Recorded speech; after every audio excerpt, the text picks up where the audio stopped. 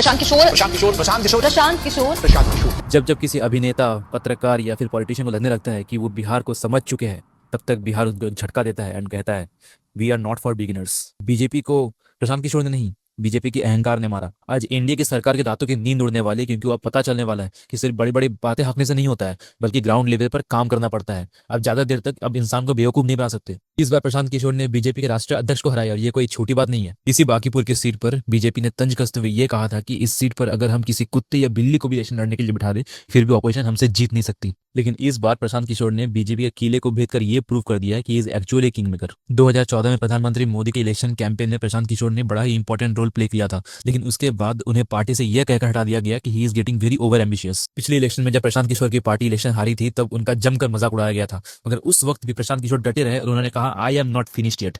और ये बात आज सच है, और इससे हमें ये पता चलता है कि पॉलिटिक्स में कभी कोई रिटायरमेंट नहीं होता। ये बात तो बिल्कुल सही है कि ये एक इलेक्शन प्रशांत किशोर को चीफ मिनिस्टर नहीं बनाएगा, मगर इस इलेक्शन से यह तय हो गया कि पिछले 30 साल से जिस बिहार और पटना के लोगों को लालू यादव के पार्टी या फिर उनके परिवार ने लूटा है, और जहां पर इंडिया की सरकार ने बड़े बड़े दावे किए थे, वहां के लोग ये समझ चुके हैं कि ये पार्टियां तो कुछ नहीं करने वाली। और प्रशांत किशोर ने इलेक्शन जीतते हुए ये कहा है कि मैं एक दिन में बिहार को बेंगलुरु नहीं बना सकता, मगर मैं इतना कोशिश करूंगा कि यहाँ पर लोगों को मजदूरी ना करना पड़े।